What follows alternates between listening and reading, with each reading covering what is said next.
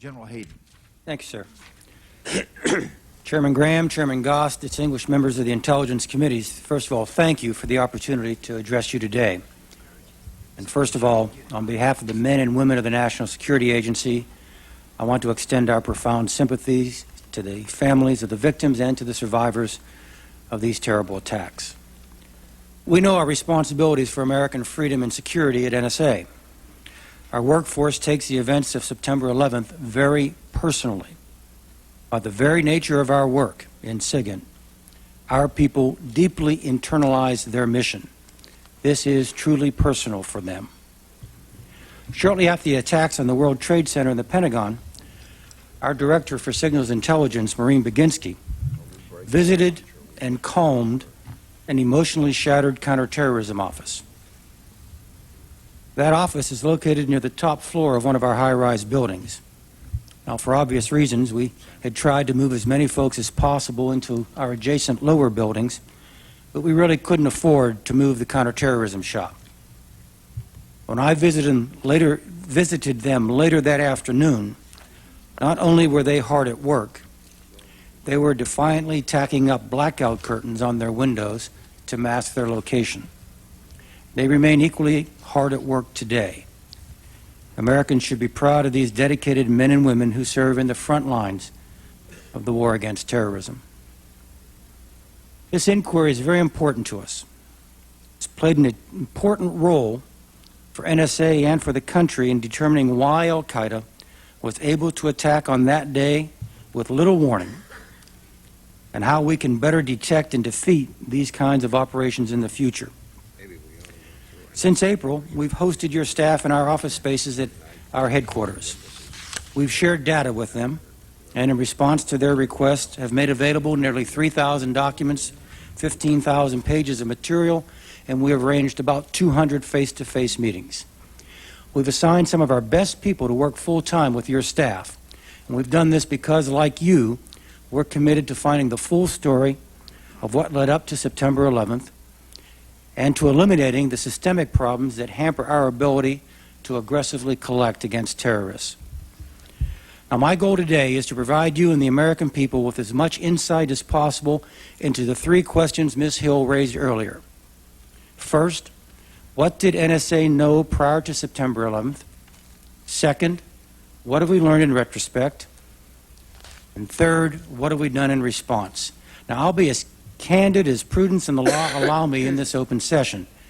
But if at times I seem indirect or incomplete, I hope that you and the public understand that I've discussed our operations fully and unreservedly in earlier closed sessions. You well know the fragility of all that we do and how efforts measured in millions of dollars and thousands of man-years are turned to naught overnight when a story about communications intercepts appears in the press.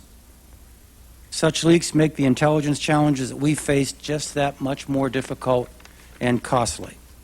A painful example of inestimable consequences in the war against terrorism occurred when Osama bin Laden and his key lieutenants changed their communications practices following 1998 press reports of NSA intercepts. You're also well aware that the nation's SIGINT effort has successfully thwarted numerous terrorist attacks in the past, and while our successes are generally invisible to the American people, everyone knows when an adversary succeeds. NSA has had many successes, but these are even more difficult to discuss in open session. So to the first question. What did NSA know prior to September 11th? Sadly, NSA had no SIGINT suggesting that al-Qaeda was specifically targeting New York and Washington, or even that it was specifically planning an attack on U.S. soil. Indeed, NSA had no signals intelligence knowledge before September 11th that any of the attackers were in the United States. I've briefed the committees on one area where our performance, in retrospect, could have been better. Ms. Hill referred to this in her September 20th testimony when she said, and I'm quoting now, "Unbeknownst to the CIA, another arm of the intelligence community, NSA, had information associating Nawaf al-Hazmi with the bin Laden network. NSA did not immediately disseminate that information, although it was in NSA's databases." End of quotation. This failure to share, as it's been called, was not some culturally based failure. As you know, one of our value-added activities is sorting through vast quantities of data and sharing that which is relevant in a usable format with appropriate consumers. In this case, we did not disseminate information we received in early 1999 that was unacceptable in its content, except that it associated the name of Nawaf al-Hazmi with al-Qaeda. This is not to say that we didn't know of him and report on him or of other individuals. We did. In early 2000, by the time of the meetings in Kuala Lumpur, we had the al-Hazmi brothers, Nawaf and Salim, as well as Khalid al-Mihdhar, in our sights. We knew of their association with al-Qaeda, and we shared this information with the community. I've looked at this closely. If we would have handled all of the above perfectly, the new fact that we could have contributed at the time of Kuala Lumpur was that Nawaf's surname, and perhaps that of Salim, who appeared to be Nawaf's brother, that their surname was al-Hazmi. Now, there's one other area in our pre-September 11th performance that's attracted a great deal of public attention. In the hours just prior to the attacks, NSA did obtain two pieces of information suggesting that individuals with terrorist connections believe something significant would happen on September 11th. Now, this information didn't specifically indicate an attack would take place on that day, and it didn't contain any details on the time, place, or nature of what might happen. It also contained no suggestion of airplanes being used as weapons. Because of the nature of the processes involved, we were unable to report the information until September 12th. To put this into some perspective, throughout the summer of 2001, NSA had more than 30 warnings that something was imminent. We dutifully reported these, yet none of these subsequently correlated with actual terrorist attacks. The concept of imminent to our adversaries is relative. It can mean soon or simply sometime in the future. Now, these two reports have become somewhat celebrated, so I'd like to dwell on them just for a moment longer. Now, let me set aside the damage done to intelligence sources and methods when unauthorized information enters the public domain. Now, also set aside the impact on the morale of the workforce I represent when something they have legitimately kept secret from our adversaries for the better part of a year suddenly leaps into the public domain. What I really want to talk about is something that's missing in our discussion, and that's the nature of SIGINT and how it's done. Thousands of times a day, our frontline employees have to answer tough questions like, who are these communicants? Do they seem knowledgeable? Where in the conversation do these keywords or phrases come? What's the reaction to these words? What world or cultural events may have shaped these words? You may recall that Sheikh Massoud, the head of the Northern Alliance, was actually killed the day before. How much of the conversation is dominated by these events? And are any of the phrases contained in them tied to them? And frankly, if you're responsible for the management or oversight of NSA, you would have to ask some other questions like, where was the information collected? Were any of these communicants actually targeted? How many calls a day are there from such and such a location? In what languages? Hazar, Urdu, Pashto, Uzbek, Dari, Arabic? Is there a machine that you can use to sort out these languages for you, or do you have to do that by hand? And if there is such a machine, does it work in a polyglot place, where one conversation often comprises several languages? How long does it take NSA to process this kind of material? After all, we all recognize we're not the intended recipients of these communications. Does our current technology allow us to process it in a stream, or do we have to do it in batches? When the data is processed, how do we review it? Oldest to newest, or newest first? And aside from how we normally process it, did the sequence change at 8:46 in the morning of September 11th? Without explaining the context in which SIGINT operates, unauthorized disclosures do not inform public discourse. They misshape it. Now, that summarizes what NSA knew about the hijackers prior to September 11th. We've diligently searched our repositories and will continue to do so, and of course, will provide your staff with any and all relevant information we uncover. Now let me address the second question. What have we learned in retrospect?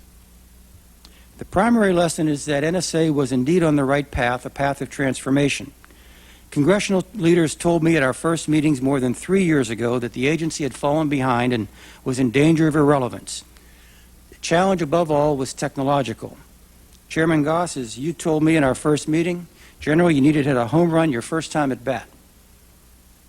The volume, variety, and velocity of human communications makes our mission more difficult each day. Look, a SIGINT agency has to look like its target. We have to master whatever technology the target is using. If we don't, we literally don't hear him. Or if we do, we can't turn his beeps and squeaks into something humanly intelligible. Now, NSA had competed successfully for 4 decades against a resource-poor, oligarchic, technologically inferior, and overly bureaucratic nation-state. Now we had to keep pace with the global telecommunications revolution, probably the most dramatic revolution in human communications since Gutenberg's invention of movable type. Now, to be sure, we were still producing actual SIGINT, in some ways the best we'd ever produced. But we were accessing and processing a smaller portion of that which could and should have been available to us. To put it succinctly, we didn't know what we didn't know. Now, public commentary on this usually comes at us in the form of the agency has failed to keep up with technology or similar phrases. Actually, we've made some substantial progress, but I would agree that we have a long way to go. We are digging out of a very deep hole. NSA downsized about 1/3 of its manpower and about the same proportion of its budget in the decade of the 90s. That's the same decade when packetized communications, that's that E stuff we've all become familiar with, surpassed traditional communications. That's the same decade when mobile cell phones increased from 16 million to 741 million, an increase of 50 times.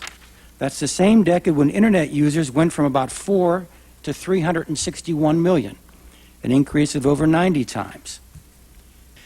Half as many landlines, telephone landlines, were laid in the last 6 years of the 1990s as in the whole previous history of the world. In that same decade of the 90s, international telephone traffic went from 38 billion minutes to over 100 billion.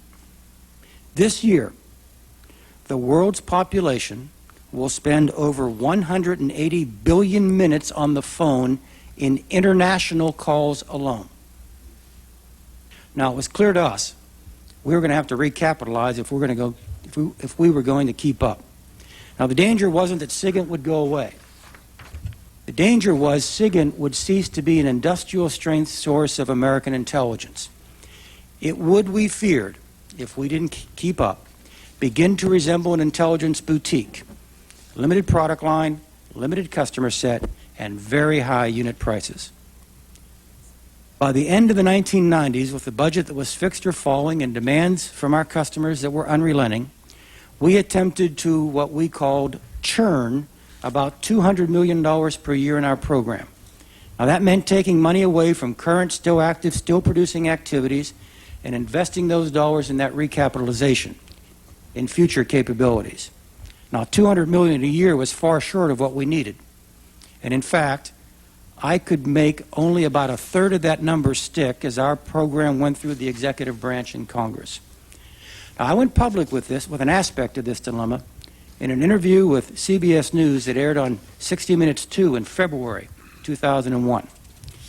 David Martin was pressing me about our technological challenges, and he was using al-Qaeda and Osama bin Laden as examples. I pointed out that al-Qaeda did not need to develop anything, and it certainly didn't need to develop a telecommunications system. All it had to do was harvest the products of a $3 trillion a year telecommunication industry, an industry that had made communication signals varied, global, instantaneous, complex, and encrypted. During that interview, David asked me for an assessment, specifically about al-Qaeda, and I told him, and I'm quoting myself now here, David, it's a dangerous world out there. I can't guarantee you, in fact, I would refuse to guarantee you that even if we were at the top of our game, ill things won't happen to Americans. These are very dedicated, very dangerous adversaries. And we work very hard against them, and they obviously work very hard to protect themselves against us." Unquote. Shortly after September 11th, I had a meeting of my senior leaders. I asked them the following question: is there any part of our transformation roadmap that we should now change as a result of the attacks? And unanimously they responded, no, but we need to accelerate the changes. With the money the President has requested and Congress has provided, we've done just that. We still have much to do, but these committees know better than most the performance of NSA in the current war, and I know in my heart that this level of sustained excellence would not have been possible without the business process, organizational, personnel, and operational changes we have set in place and you have supported. Now, the final issue. What have we done in response? I'll give some specifics, although I may be somewhat limited by the demands of classification. And for familiarity, I would like to couch some of this in the terms that Congress has been using with us over the past year. It was heartening, for example, to hear Congress echo the phrase of our SIGINT director, Maureen McGinsky, in the belief that we needed to be, quote, hunters rather than gatherers. She believed and implemented that strategy well before September 11th, and then she applied it with a vengeance to al-Qaeda after the attacks. Another part of our strategy for nearly 3 years has been a shift to a greater reliance on American industry for products and services they are better equipped to provide. We've been moving along that path steadily, and we have the metrics to show it. As you know, in Project Groundbreaker, we have already outsourced a significant portion of our information technology so that we can concentrate on mission. We've partnered with Johns Hopkins Applied Physics Laboratory for our systems engineering. I've met personally with prominent corporate executive officers. Larry Ellison of Oracle confided to me one evening that the data management needs we were outlining to him were bigger than anything he had ever seen. 3 weeks ago, we awarded a contract for nearly $300 million to SAIC to develop Trailblazer, our effort to revolutionize how we produce SIGINT in a digital age. And last week, we cemented a deal with IBM to jointly develop a system to mine data that helps us learn about our targets. In terms of buy versus make, which is the terminology that Congress has used with us, we spent about a third of our SIGINT development money this year making things ourselves. Next year, that number will be down to 17%.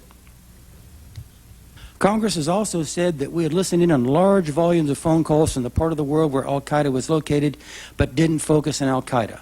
That's frankly incorrect. Ms. Hill actually gives NSA good marks in her report for being aware of the DCI's declaration of war on al-Qaeda. We were focusing on al-Qaeda. Now, did we have enough linguists and analysts focused on the problem? Clearly, we could have used more. But let me be frank. If these hearings were about the war that had broken out in Korea, or the crisis in the Taiwan Straits that had taken us by surprise, or if we'd have been surprised by a conflict in South Asia, or if we had lost an aircraft over Iraq, or if American forces had suffered casualties in Bosnia or Kosovo, in any of these cases, I would be here telling you that I had not put enough analysts or linguists against the problem. We needed more analysts and linguists across the agency, period. Now, in that light, we've been criticized for a failure to recruit, especially to recruit linguists and analysts. And I will grant you that NSA recruiting for the decade of the 1990s was minimal to non-existent. The agency accomplished the downsizing that was imposed on it in the easiest and most humane way possible. It shut the front door. But as these committees know, we actually turned the recruiting corner in 2000, and 2001 was actually a record year for agency recruiting, the best in over a decade. In one day alone, in February of 2001, we interviewed 1,700 applicants. Before the attack in September 2001, we had brought more than 600 new people on board. Now, it is true on September 11th, we had paused in our hiring. We had already reached the legally authorized personnel levels that you had set for us. With your help, we have sustained our recruiting efforts in 2002. Well over 800 people have come on board this year, and our goal next year, if Congress authorizes the additional billets we have requested, will be 1,500. In fact, we've already brought 85 more folks on board in the first 10 days of this fiscal year, NSA has received over 73,000 resumes since the September 11th attacks. And we have been very aggressively seeking the best and the brightest. We know we have a rare opportunity to shape the path of American cryptology for the 21st century. I want to end by focusing on some comments made in recent hearings about what's been called NSA's unwillingness to share information. I need to be clear on this point. We're a SIGINT agency. Our SIGINT mission is to provide information to all source analysts, military commanders, policymakers, and others in the U.S. government. Our only measure of merit is the quality and quantity of information that we push out the door every day. As we speak, NSA has over 700 people, not producing SIGINT, but sitting in our customers' spaces, explaining and sharing SIGINT with them. There have been some special concerns raised about our willingness to share SIGINT with law enforcement. And the fact is that NSA provides a significant amount of SIGINT to law enforcement. FBI headquarters routinely receives about 200 reports per day from us. Now, when this is further distributed within FBI, the recipient may not recognize it is SIGINT because it's handled in such a way as to protect sources and methods.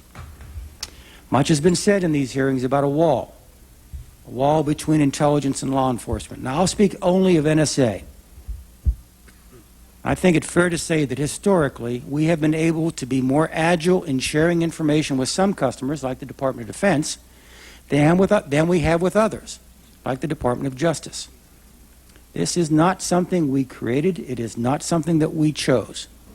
For very legitimate reasons, Congress and the courts have erected some barriers that make the sharing with law enforcement more careful and more regulated. As a practical matter, we have chosen as a people to make it harder to conduct electronic searches for law enforcement purposes than for foreign intelligence purposes. This is so because law enforcement electronic searches implicate not only Fourth Amendment privacy interests, but also Fifth Amendment liberty interests. After all, the purpose of traditional law enforcement activity is to put criminals behind bars. There is a certain irony here. This is one of the few times in the history of my agency that the director has testified in open session about operational matters. The first was in the mid-1970s when one of my predecessors sat here nearly mute while being grilled by members of Congress for intruding upon the privacy rights of American people. Largely as a result of those hearings, NSA is governed today by various executive orders and laws, and these legal restrictions are drilled into NSA employees and enforced through oversight by all three branches of government. The second open session for a director about operational matters was a little over 2 years ago, and I was the director at that time. During that session, the House Intelligence Committee asked me a series of questions with a single unifying theme. How could I assure them that I was safeguarding the privacy rights of those protected by the U.S. Constitution and U.S. law? During that session, I even said, without exaggeration on my part or complaint on yours, that if Osama bin Laden crossed the bridge from Niagara Falls, Ontario to Niagara Falls, New York, U.S. law would give him certain protections that I would have to accommodate in the conduct of my mission. And now, here I am for the third open session for the director of NSA, explaining what my agency did or did not know with regard to 19 Arabs who were in this country legally. When I spoke with our workforce shortly after the September 11th attacks, I told them that free people always had to decide where to draw the line between their liberty and their security. And I noted that the attacks would almost certainly push us as a nation more toward security. I then gave the NSA workforce a challenge. We were going to keep America free by making Americans feel safe again. Let me close by telling you what I hope to get out of the national dialogue that these committees are fostering. And frankly, I'm not really helped by being reminded that I need more Arabic linguists, or by someone second-guessing an obscure intercept sitting in our files that may or may not make more sense than it did 2 years ago. What I really need you to do is to talk to your constituents and find out where the American people want that line between security and liberty to be. In the context of NSA's mission, where do we draw the line between the government's need for counterterrorism information about people in the United States and the privacy interests of people located in the United States? Practically speaking, this line drawing affects the focus of NSA's activity, foreign or domestic, the standard on which surveillances are conducted, probable cause versus reasonable suspicion, for example, the type of data NSA is permitted to collect and how, and the rules under which NSA retains and disseminates information about U.S. persons. These are serious issues that the country addressed and resolved to its satisfaction once before in the mid-1970s. In light of the events of September 11th, it's appropriate that we as a country readdress them. And as the Director of Central Intelligence said a few minutes back, we need to get it right. We have to find the right balance between protecting our security and protecting our liberty. If we fail in this effort by drawing the line in the wrong place, that is, overly favoring liberty or security, then the terrorists win, and liberty loses in either case. Thank you, and I look forward to the committee's questions.